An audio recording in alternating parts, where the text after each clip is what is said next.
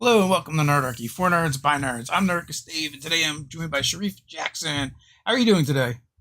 I'm doing well. I'm doing well. Thanks for having me on. Thanks for Appreciate it. coming. Appreciate it. So, as always, folks, there will be links down in the description, so go click away. Shareef, if you want to introduce yourself and kind of tell people where they might know you from and what you're involved with. Sure. Yeah. So I'm Shareef. Hey, everybody. I'm a STEM diversity advocate. So I advocate for diversity in all STEM fields. I mostly focus on gaming and on engineering, math, and physics, which is where my degree is in. You might know me from Rivals of Waterdeep, which is a show that's been running on D&D's channel for almost 3 years now, which is pretty cool. And recently from Kids on Bikes, which I GM and I run on Roll20's channel. We just finished 6 episodes of a 10-episode arc there. And that's a ton of fun. So yeah, or you might know me just on Twitter for ranting about things at Shareef Jackson there. So yeah, happy to rant on for people. How long have you been gaming now? Oh man, I mean, I guess in terms of tabletop, I dabbled in it a little bit as a kid, but I didn't really get in until Rivals of Waterdeep, really, 3 years ago. As far as just gaming, like video gaming and board gaming, I mean, I started with the Atari 2600. Now I was born in 1980, so I got one in maybe 85, 86, and I thought it was brand new. Yeah. And I was wondering why my mom could afford all these games. I was like, whoa, are we rich? Like how come I have this ton of Atari games in a shoebox? And I found out later, oh yeah, this was after the video game crash. And oh yeah, Yeah. and the NES is out, and I didn't even know because I was just playing my Atari. Well, Yeah. when I was growing up as a kid, we were kind of poor, so I wouldn't. I don't think we got our first console until the NES. But all my friends had the Atari, and then my more well off friends had ColecoVision. Uh, Mm, so yeah. uh, That is that was the divide. yeah, yeah, and ColecoVision was way better, but it didn't take. So Yeah. I love me some Zaxxon. Yeah, Zach sounds great. Yeah. So you're relatively new to the tabletop space, which Hmm? is awesome.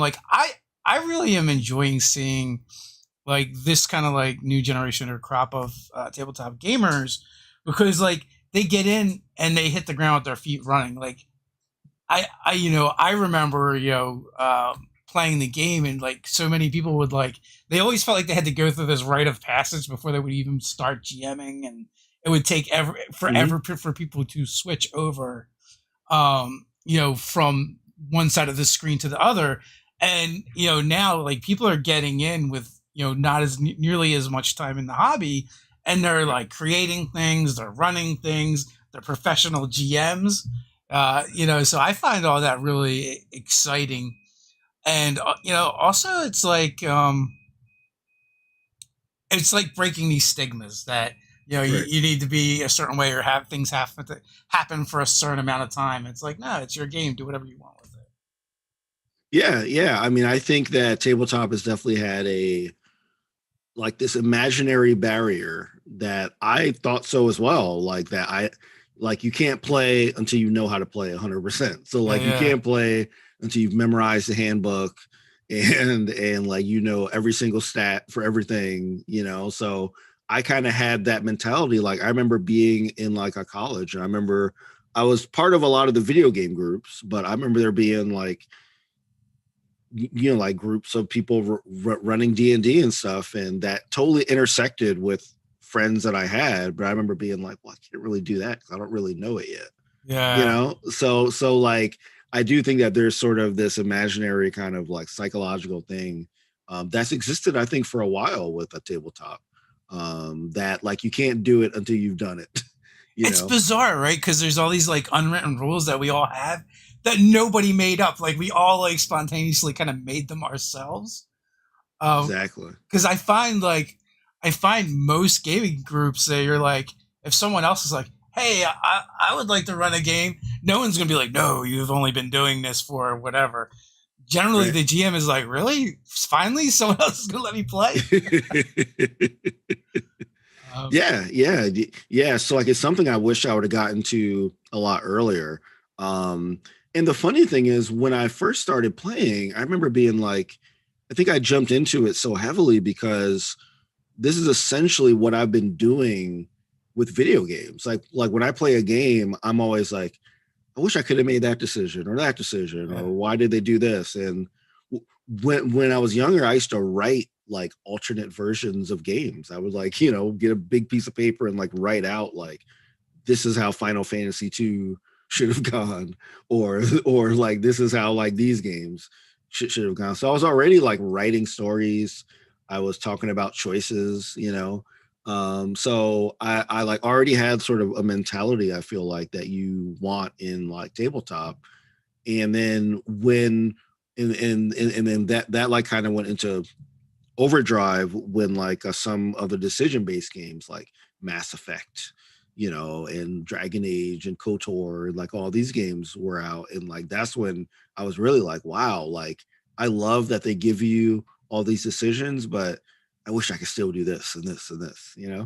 I, Um yeah, so like that really opened up when I first was in RPGs because I thought it would be a lot more strict in terms of what you could do or like can't do, but it really is up to your individual table. It's yeah, great. it's just a matter of that and what are the rules of the physics of the world you're playing in. Uh, you know, it's one of the things I actually love about new players too, is because if you can get them to not like pay attention to the character sheet quite as much, Hmm. and just be like, just tell me what you want to do. Like, yeah, here's some things that your character can do, but you're not restricted to these. And and they'll come up with like crazy things that veteran players would never try because it's Right. like not on their character sheet. Yeah. Like I remember our first game as rivals of Waterdeep.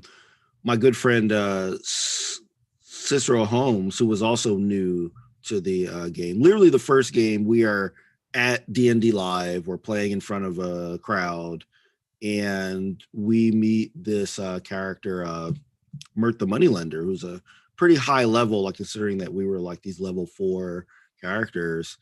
And he basically said, "I'm going to cast a charm spell on him," and like all the experienced people at the table were like, "What? What are you doing?" And it worked. Yeah. It was in like that, like literally 5 minutes in, I was like, "This is really awesome!" Because like even if it didn't work, it would still make for a pretty funny like narrative moment. So it's like going both ways. Like you just weave together this personal thing that only you share at the table. Which I think is awesome. Now, was it the first live show you did, or was the first show you did was live? The first show we did was live.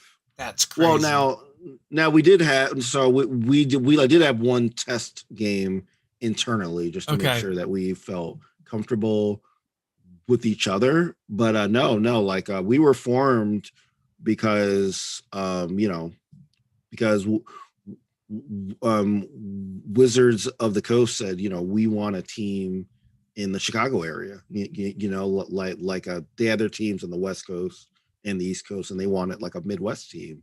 So they reached out to a friend of mine, Tanya DePass, who like runs I Need Diverse Games and does a whole bunch of stuff in the gaming in Super prolific. um yeah, and like she and like they like I told her that like they were looking for a mix of like new people and like veteran people. So I had worked with her on a bunch of video game stuff in the past, and like she reached out to me. At first I was like, I don't know, like don't I have to like be an expert at it already, Yeah. but like I trust her because I've been working with her on like other things, so I just dove in head first. And yeah, so our first game was we like premiered at D&D Live in 2018 in Los Angeles. and I wouldn't say it was a hit. I mean, it was a hit to me Yeah. because I thought it was awesome, but like we got ton of positive feedback from it, ton of like literally from that first game, like fan art and that kind of stuff, you But know. I So mean, the show's been going for like 3 years now, right? So yeah, that says it. yeah, I mean, so it's a long time for it to keep going. So that's, speaks volumes in itself. And also, it's really cool to hear you say that, and for other people to kind of like come out and do that as well. And be like, yeah, I didn't know the game, and I came in and I just started playing and yeah, playing on a show. So like, so people can look at you and go, well, if this guy can go and play on a show live for this game, he doesn't know how to do it, then I can do it too, right? With, just with friends or people that I know, uh, for sure. right, yeah. I've done like a lot of one shots at a local gaming bar here in Milwaukee. And a lot of times it's with people that have never played, right? They just see it, they're just there having drinks and like they're like, hey, like let's just do this, you know. And as you like said, it's like less focus on a character sheet and more about like let's just tell a story for 3 hours, right? Let's Yeah, just have fun and we'll have this thing that we created. And then if you want to like continue and dive in later and buy the books and do all that stuff, sure. But like right here is like let's just have fun. Like that's what this thing is. It's just having fun with friends. That's what I think about it as. yeah. Like I love the aha moment when you get someone, especially people that have come from video games, Right. playing D&D or any RPG really, and you can see it like click in their mind, and when they're like, wait a minute, there's no boundaries, there's no rules, I can just do whatever. Uh, like if I get there's no end to the board. Right. You Right. know, I love seeing that moment in players, and then and then like you got like a lifelong gamer there because they're like, wait a minute, this is what I've been looking for. No end to the Yes. board. Yeah. And I think that another thing that you know specifically comes from like a video game players is like they come in like how can I beat this? You know, what's Yeah, like the trick here? You know, what's the pattern that I have to learn? You know, and like while there are some encounters and puzzles and stuff, obviously, and like quote unquote bosses, if you want to like have those, it's not really the goal of D&D. Like the goal of it isn't to beat it, you know. yeah, I mean, yes, there are some campaigns you can have a big bad at the end, especially if like you're playing like you know like one of the written campaigns, right? There's it like usually is structured more like a traditional game or movie, but for a regular game, like you just play. You know, maybe you get to an end, maybe you don't. Maybe you divert the entire thing and just go do something else. You know, it's really like the story is in your hands, which is really cool.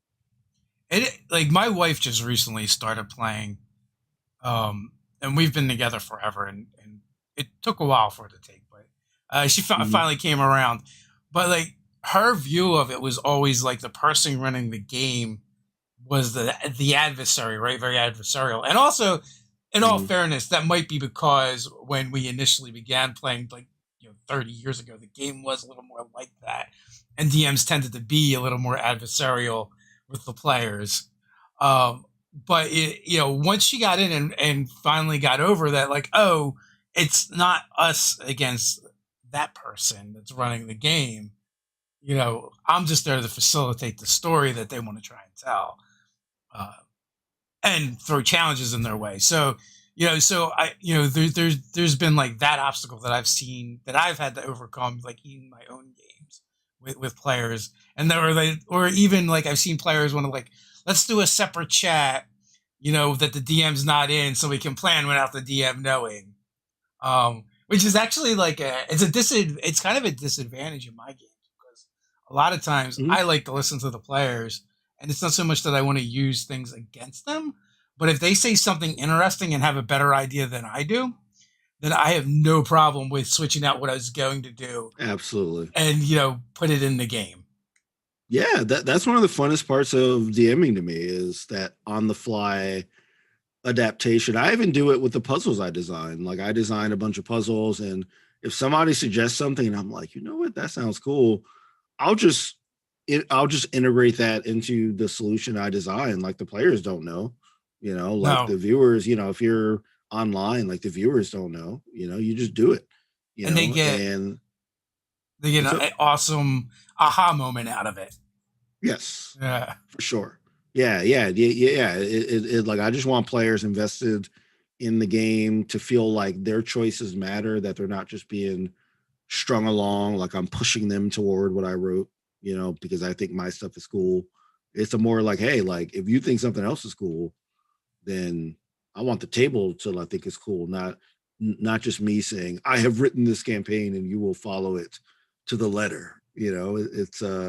It's more of a conversation like between the DM and the players, and like that conversation can evolve. Like everybody contributes and collaborates to make the story. It's not like I'm lecturing to a class, yeah, and they're just sitting there taking notes, which is, I think, initially how I thought of it back when I played it as a kid.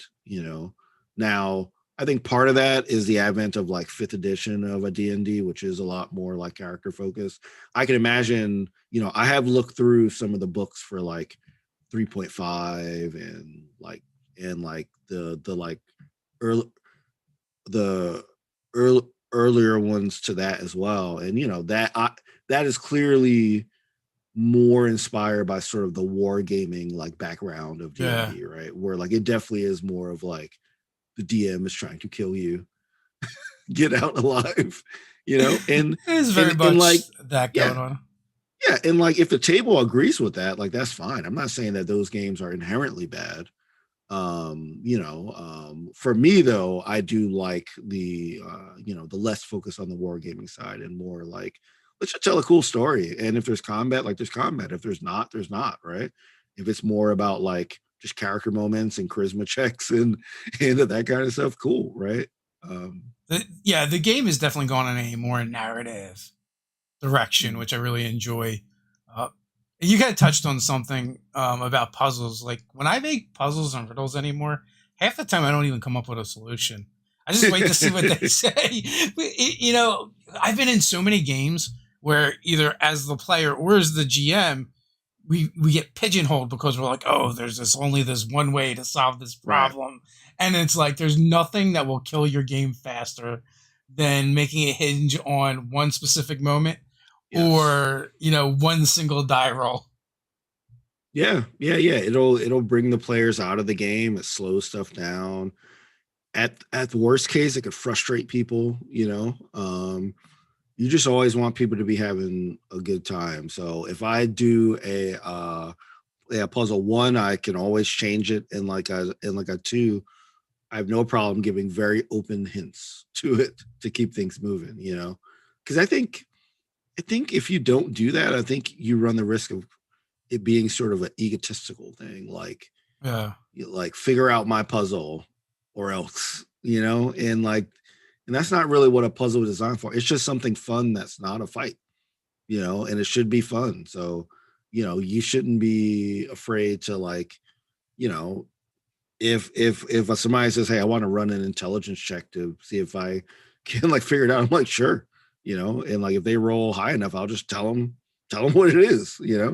And like I feel like a lot of times one thing that I love to do is just rely on the dice. Like I will, if I can't think of something, I'll just roll and say, okay, this is what is going to happen. It'll make it easier. It'll make it harder.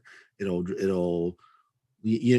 do a perception check and they'll notice some kind of indentation or something on there. So I look at the dice as another player at the table. yeah, And we never and this is the most random player of all the players. You don't know what they're going to do, but it makes the story interesting in different ways. Sometimes good, sometimes bad. We just don't know. Uh, right. Earlier editions of the game, I feel like were designed to test the players, where with going probably from fourth and fifth edition, it's more about testing the characters. So Mm. that's I think that's part of the paradigm shift as well with the game. So you know, you've been GMing and playing now. Which do you prefer? Oh, jamming for sure, without a doubt. As I described that I used to do with games, like rewriting games, like Yeah. suggesting if I could do stuff, like I've always had the mentality of that. And you know, being a content creator myself, making YouTube videos and teaching and all that stuff, I've always been about like developing my own approaches. So don't get me wrong, I like playing as well, but if I had a choice, like GMing, absolutely. So, do you have any home games now that aren't streamed? I did. I don't have one right now. I did have one under the Dungeon World system with my wife and like another friend. Really great system. I would recommend if you're bringing like people that aren't really gamers into something. You know, there's a lot of like cool systems that are for like specifically for like people that just want to play something, you know. So I don't have that anymore, but I'm thinking of reviving it actually. But like no, I'm just doing the two campaigns now, and both are streamed. So Powered by the Apocalypse is great. Um, yeah, exactly. we just started a Monster of the Week game, and I'm used to playing like so much D&D, and I'm the keeper, so and I'm running the game. So, like, I find I would want to ask for a check, and I'm like, oh, we don't really do that in this game, you know. Mhm. So there's a lot less dice rolling, and also and the fact that the DM doesn't roll is always weird in the system to me. Right. Yeah.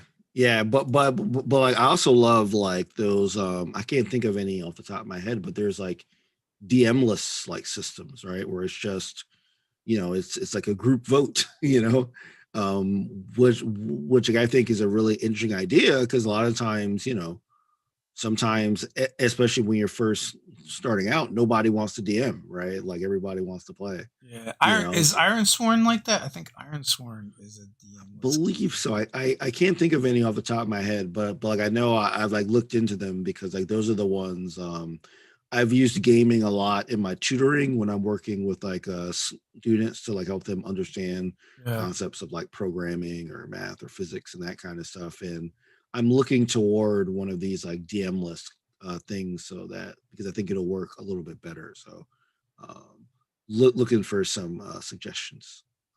So like, so you do classes on like video gaming, right? Well, yeah. So I teach a college class that's specifically on video games. And but my full-time job is I own like a tutoring business. So I Okay. tutor kids in their math classes, their physics classes, their chemistry classes, and I work with some like, intro level engi- um engineering courses as well, Okay. because like my degree is in electrical engineering. But a great way that I help people learn the like concepts is I use a lot of like video game and tabletop examples, and like there's like been like some of my kids where with their parents kind of like with their blessing, I've essentially run a game for them that have had these concepts in the game, where like they're like meeting characters in the game and they're like solving puzzles and like problems that have to do with things like the order of operations or like how positive charges in like a negative charges um a, attract or like a repel, right? So like I've always, even outside of the strict video game college class that I do for my typical like the tutoring stuff, it's always been a gaming heavy thing because kids like nowadays they don't know a world where video games were not the biggest thing in the Yeah. planet, so by using that as a as like a way to like show them different content has been pretty successful. So have you had any converts through your tutoring? Oh yeah, for sure. Yeah. Yeah, I've definitely had some people that have gone off to college and like they've like sent me like hilarious text messages about different adventures that they've gone on with their Yeah. party and that kind of stuff. So yeah, yeah, I've had a couple. I've had a couple. There's also like I know at least one person that does runs like D&D classes through programs like OutSchool fairly Mm. successfully. Actually, there was an article about them going around not that long ago, and like parents pay for them to basically learn through D&D. So Yeah, it's yeah, it's yeah, getting out yeah. there. It's definitely a thing. One thing that I have done before, and I'm looking to do a little bit more, is work with like companies during their like offsites, like team building Hmm. stuff. Because I think like playing a simple one shot is awesome. For like a group that's like just looking to have some fun with Jan from accounting and Mike from sales or whatever. It's just like a fun way for like people to interact that's not like the typical icebreaker or two truths and a lie or all those things that we've all played at different networking things. It's Yeah, like a cool way to do that. I GM'd a game that was a corporate game, but it wasn't like organized very well. Matter of fact, I didn't Mhm. even know that I was kind of what I was doing until like I got there, and then like the pieces started falling together because it was just organized really badly. I just know like they wanted me to GM a game for for a couple hours. I'm like, sure, I could do that, and they Mhm. were paying really really well. Um, so it could definitely be lucrative, but hopefully, if you're involved, you'll be able to organize it better than this was. Because it was Oh sort of, yeah. I realized that I was getting people while they're actually working in their workday, and they're like, "Oh, I might have to duck out to like Oh do customer wow. service Oh yeah, no, no, no, no, no. I'm like talking about like when like a company does an offsite at a a retreat." hotel Yeah, or something. yeah, Like obviously COVID, changed everything, but back in the before days of yeah, 2019, yeah, yeah, yeah. So yeah, I've done that with some smaller like nonprofits and that kind of stuff. So yeah, that's something I'm looking to do a little more. And actually, when like I moved to Newark, because like I move into to New Jersey soon, and I'm looking to kind of delve into that with some of the local companies in the North Jersey and NYC um, area. So we'll see. yeah. We do. Well, I shouldn't say we do. We did, like you said, in the before times. We would do kind of like a creator meetup, and we'd like do lunch and stuff, like James and Picasso, Nice. Yeah. V from the Crafting Muse. Yeah. Um, I love them. yeah, yeah. We would get together. We were like slowly but surely pulling more people in as we find more local people, um, Mhm. which is pretty cool. Yeah, I'm But definitely looking to connect with folks that, I've been blessed to, have a decent following on social media. And, you know, once people tend to think I'm like from Milwaukee, like I grew up in yeah. Wisconsin and stuff. And I'm like, no, I'm a East Coast.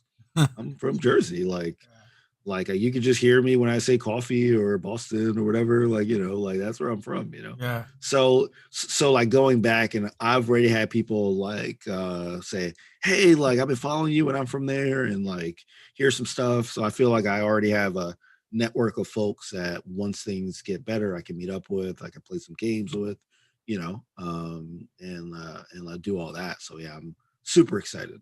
Very excited. Yeah, we V even held this like we call it VCon for her I love it. birthday the one year where she invited a bunch of us to her place and we just basically like played games for a weekend. And That is from that like awesome. we formed our like Saturday morning group after because it was like it happened just before COVID. Right. And then we're like, "Oh, I guess we can't do this. Let's play D&D Saturday morning." And everyone was like, "I guess we won't have anything else to do. We're all locked down anyway." Yeah. um, has been a lot of fun. And also for a lot of those folks, like most of them play their games streamed. So like they weren't playing any non-streamed games, which for Right. anyone that is a streamer, I highly recommend you play games that aren't streamed sometimes. I would agree. That's why I've been thinking about like, man, I really need to have I really need to like revive that little campaign that we had. Um yeah. Yeah, I think one thing why it went away is because the GM that we had just got really busy, so our games were really infrequent, or they'd have to be canceled at the last minute, so like so we were just like, fine. But like that was back before I probably would feel comfortable like DMing something. But now Yeah, I'm like, hey, let's go. let's do it. So Yeah. yeah, I need to push that point a little more because I haven't. But that would be cool. So how many different systems have you GM now? Let's see. So D&D, Kids on Bikes, Dungeon World, Savage Worlds. Um, those are the ones that I've GM'd. I've played in more, but like those are the ones that I've GM'd for. Yeah. That's awesome. I mean, and also there's no right wrong answer. I'm just curious, like, because you jumped in with your and hit the ground with your feet running, which is super cool. And also like too, like there's so many people like 3 years in, they are not even branched out from D and D yet and checked out other games. There's people that have Yeah. like been playing for decades and they still haven't checked out other games.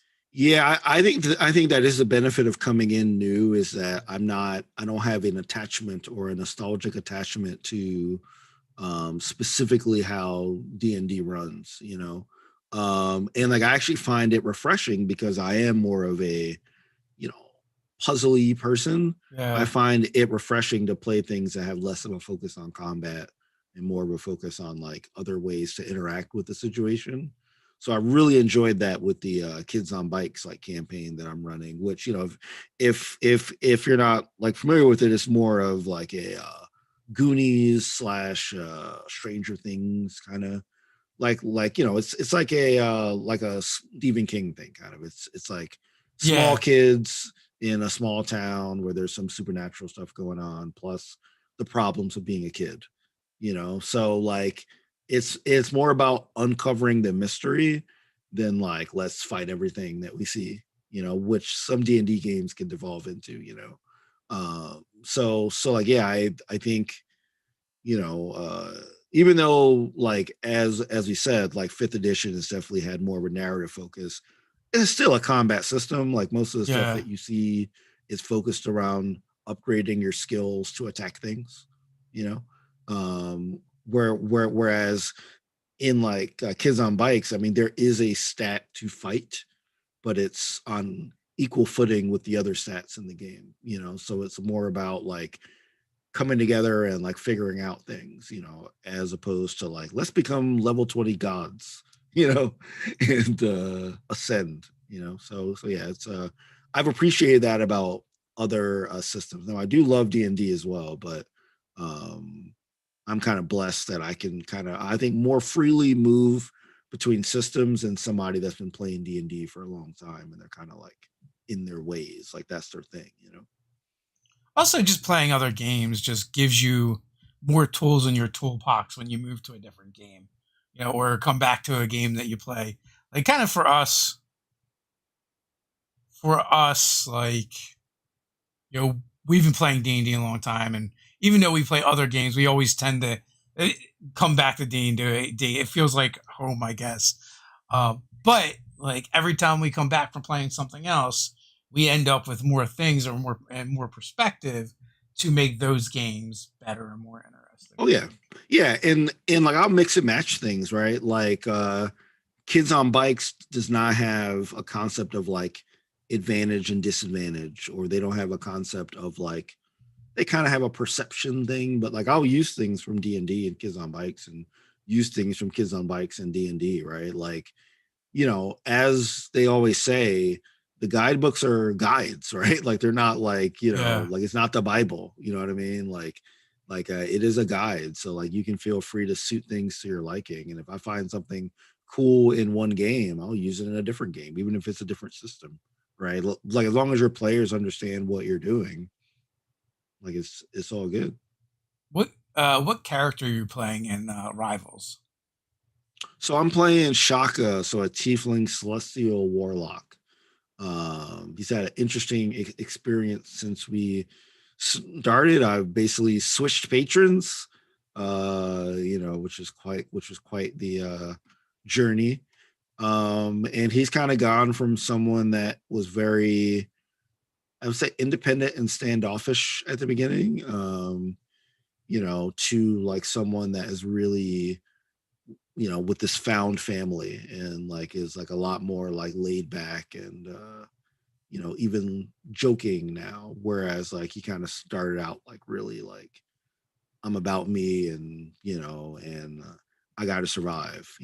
So yeah, it's been really interesting getting to know the character more and like really thinking about how Shaka would respond to certain situations. And that, I mean, that's another thing that I didn't expect from a D&D. My thought was, again, like video games, like, yeah, I'll create a character at the beginning and then I'm done, right? Like I know Yeah. everything about that character and that kind of stuff. But it's like, no, you like grow with these characters and like you like might act or make decisions that are completely different from what you originally thought, because like people evolve, right? Like people don't stay the same as you put down on a sheet. So it's been really fun growing with Shaka, over, we just recorded last week our 88th episode, right? So like growing with them over 176 hours, right?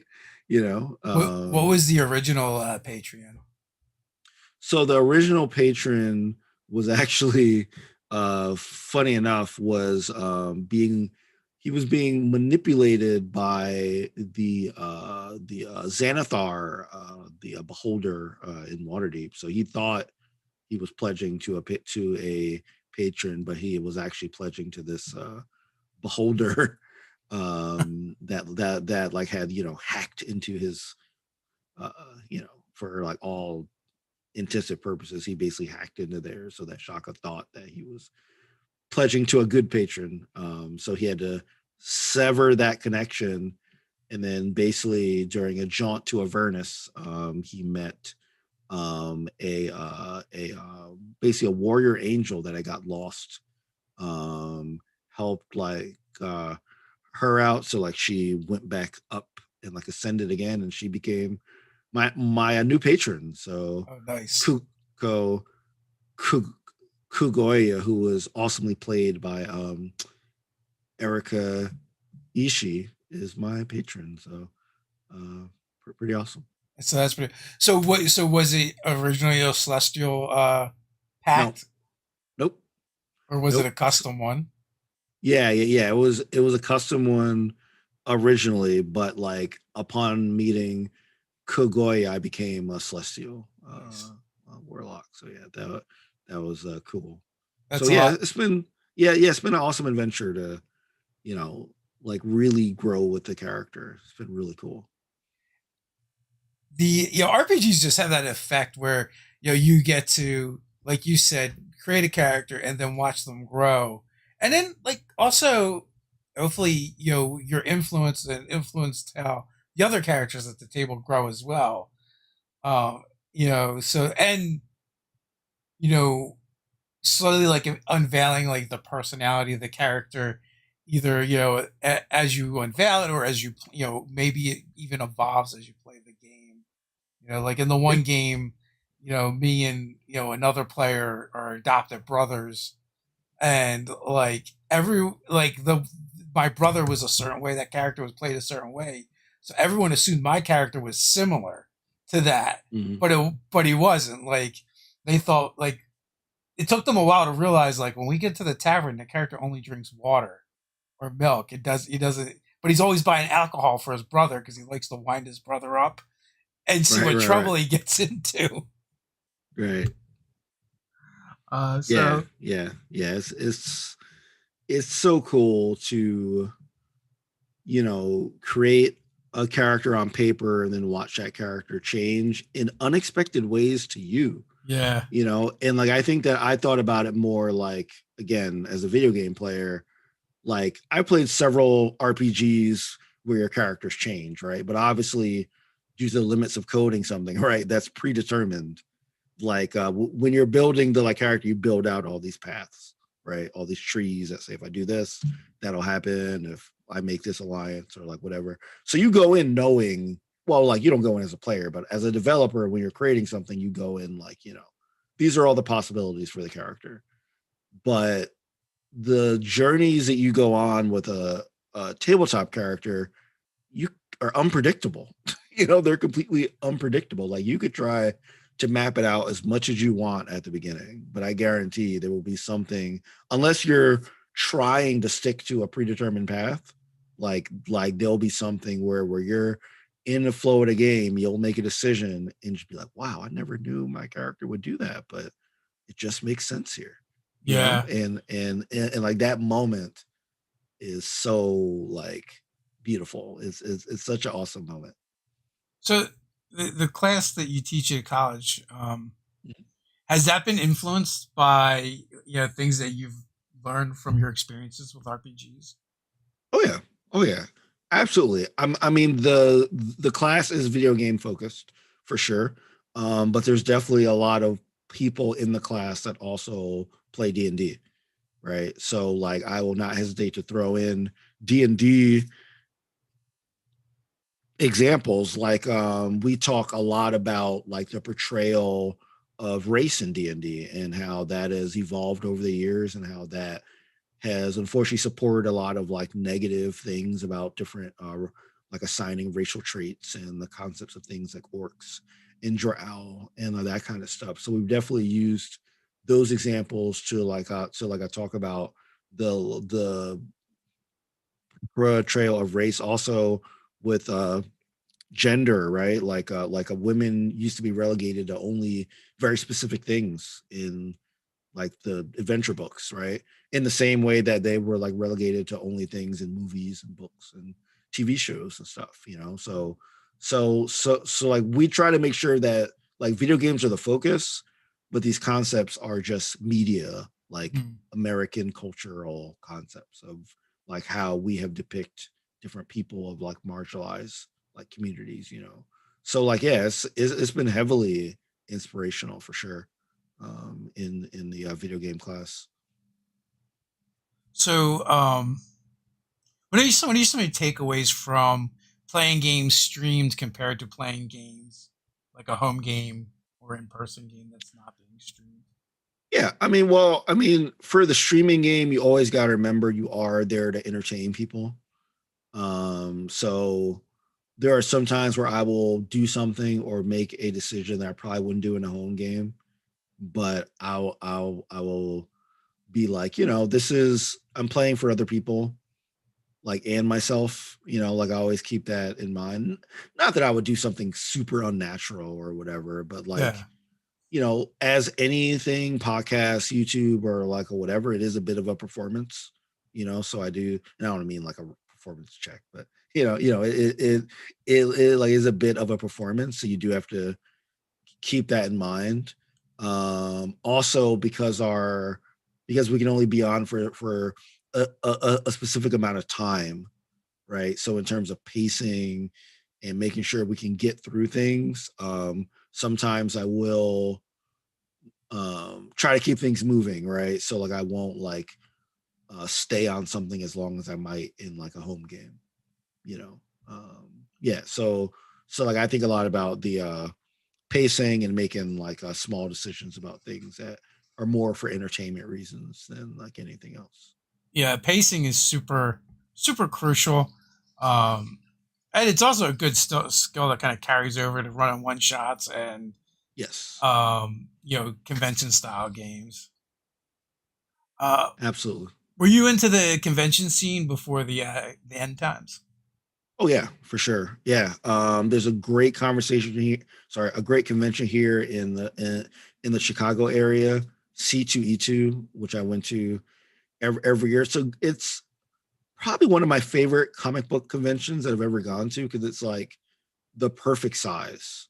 Like I've been to New York a bunch of times, way too big, you know. Um, and I guess I was there. If you're familiar with New York, when like I was there, it was before they extended the subway to the Javits Center. So like even getting there was a bit of a pain. But you know, like it was just like too big. San Diego also too big, you know. And like the other ones that like I would go to like PAX. Um Dragon Con I also love a lot in Atlanta. I've actually probably played the most tabletop there. Like I've literally played tabletop all night there, Yeah. like where games start at 2 a.m., 3 a.m. And you know, and like you just everybody's loopy and stuff, and you're just playing. So yeah, I was really big into cons, but like more of the local ones as opposed to the big ones where I would travel to and get a hotel room and stuff. I like the local ones. So like I'd go to almost all the ones in the Milwaukee and Chicago area for sure.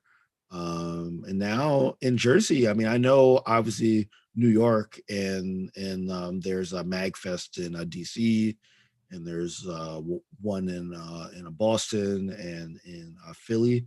I don't know of any New Jersey specific ones, so I'll have to hit up you and some other folks on. I don't know if There there's any. really isn't.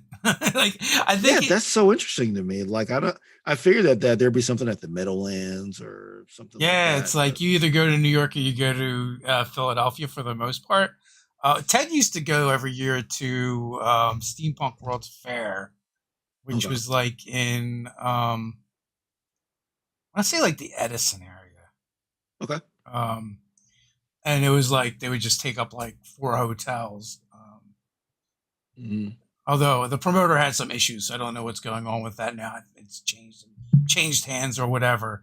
right, And like that used to be like his biggest convention that he would go to before he had been to like or Gen Con and PAX Unplugged. And like I'm kind of new to the convention scene. Well, I guess maybe not as new now, but after doing Nerdarchy for a little while, I was like, maybe we should check out this mm, convention thing and see what's going on. And so like I started with like really big conventions like Origins and Gen Con. And Gen yeah. Con is like its own Gen Con is animal. massive. Oh my god. But Dragon Con's massive too, right? Yeah, well, Dragon Con is massive, not like Gen Con though. Okay. Gen Con is to me second to maybe San Diego Comic Con in terms of just feeling absolutely packed. Like there's no way. Like you have to just pick a part of it and do that part. Yeah, Like it's you also cannot spread attempt out to do too, the right? yeah. Like where there's stuff going on for Gen Con. It's like where other conventions are like I call them cons, but Gen Con is like a con city. Yes. Yeah. Yeah. And like Dragon Con is a little bit like that because it's between like five or six like hotels, Yeah. but all the hotels are downtown and you can walk for the most part to all of them. Like it's a pretty decent walk, but like you can walk to all of them. Like they're all like, you know, not too far away. But it's not like you're in one big convention center. You know, it's like shared like the Marriott and the Hilton and like all these other ones all like share it in like downtown Yeah. Atlanta. So yeah, it's so yeah, Dragon Con's big, but man, Gen Con is just it's like I don't know. It's just I'm surprised that you know Indianapolis and stuff. You know, it's just like I guess it's such a big part of the economy there and everything that you know that's where it's going to be. So I want to say PAX Unplug has so far been my favorite for food.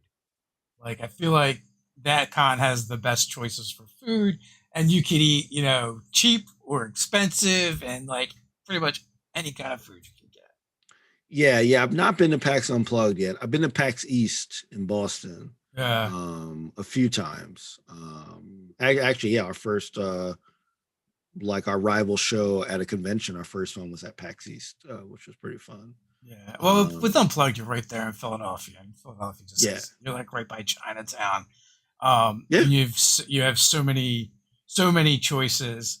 Um, and I remember like Jacob Buds from XP to Level 3. I'm gonna throw him under the bus a little bit, but it was like I don't like it. I don't like Philadelphia. It's dirty and it's he didn't, compared to Gen Con, which is like super clean.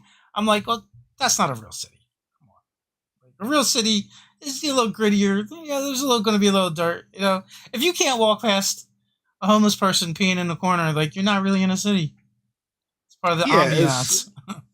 especially like an East Coast city, right? Yeah. Like that's the difference, right? Because yeah, I lived in Philly for like 7 years, and man, Philly. Let me tell you, when I moved to Philly from New York, I was like, man, this is a clean city, man. Like, oh Oh my god, yeah. like this is incredible, you know. So yeah, it's like all relative, but no, I love Philly. So yeah, I definitely got to check out Unplugged for sure. Also, I hear good things about PAX South too. That Yeah. like that's a pretty cool one. So Yeah, I haven't. I guess like I haven't really branched out from more like RPG centric conventions to more like pop.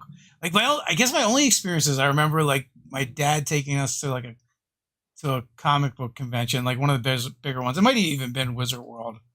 yeah, Um, and then later, like when we started Nerdarchy, me and my brother went over to Wizard World in Philly, and it just felt like the only thing it felt like there really was to do was to kind of like walk around on the floor, and then you could get in line to pay to have your picture taken with somebody. I just feel like there's more things to do at an RPG convention. well, I will say I would at least look into it, man, because man, let me tell you, Dragon Con in Atlanta, they don't Yeah, advertise themselves as a RPG convention, but oh my God, when you go there, there's like basically a whole building that is just dedicated to just nonstop games. Like for the yeah. whole weekend, all weekend, there's just signups for nonstop games. There's walk-up That's what I've games. heard too. Like Dragon It Con is is definitely on my incredible. list. It is Um, in like you literally don't have to do any of the other stuff if you don't want to. Now I would suggest it because the con is yeah, awesome and probably the best cosplay I've seen at a convention is at Dragon Con. Um, but even if you don't want to do all those big pop culture panels or the big, or shows or movies or that stuff, you could literally just go to the RPG section and play at any time of day. There's like there's a 24-hour arcade and there's a 24-hour RPG section as well. So you can just go in. Like it is an amazing conference. yeah. It's one of the things I said, like where that's not the focus, but people there are hungry for it. Yeah, Uh, it's exactly. been described by other like industry people that have gone there to kind of do panels and stuff like that. They're actually surprised. Like some of their panels they've done there have been way more successful than at actual RPG conventions. But also it might be just because like there's less of it and they're just hungry for it. So yeah, Right. you reach more of the you get more of the audience, more share of the Yeah, yeah. audience. Yeah. I also think that the Southeast tends to be like they don't get as much stuff, right? Yeah, So like because Dragon Con has been around for so long, like they have the reputation, they have, like the city basically welcomes them in there. It's not treated as like, oh man, we got this Comic Con thing going on. Like what do we do with these nerds? yeah. It's like been a part of Atlanta for so long that like, It's in the DNA it's now. celebrate. Yeah, exactly. Mhm. Yeah. I went to a convention in Atlanta that was like completely unrelated to any of this stuff. And it was weird because it was like I don't know if it was the section of the city we were in, but like we got done like doing like the convention and conference type stuff. And it was like the city just like shut down. It was like nothing. Like you couldn't even get anything to eat. Oh no, no, no. In like Atlanta, all you see, it's like Yeah. the same thing as going to Gen Con or like a Comic Con. It's like welcome attendees, Yeah. specials if you're wearing cosplay and all that kind of stuff. This is also at least 20 years ago, so I don't know how things are Oh now. yeah, it's a whole different scene now. It's a whole different scene now. But Um, yeah, it is very cool, man. It is definitely something that I miss. Is the social element of all this stuff. So yeah, it's so do you have anything in the pipeline coming in the near future? yeah, so I'm doing a let me get the exact information actually. So tomorrow, from 2 to 5 p.m. I'm doing a charity stream with the Lawful Geek. So at twitch.tv/ the Lawful Geek, we're doing the Shroom Guard, High Shroom Guard. It is in the Mushroom Kingdom when Mario and Luigi have gone away. So we're all basically playing a bunch of toads, Oh, nice. and we're gonna see what happens. I have What no system are idea. you guys using? I have no idea. Oh, it's a D&D. Okay. Yeah. So yeah, it's like a fifth level, just a fun little thing. So yeah, I'm really looking forward to that. So like that's from like 2 to 5 Central. Tomorrow, April 3rd. Also, I have a couple games in May for Jasper's Game Day.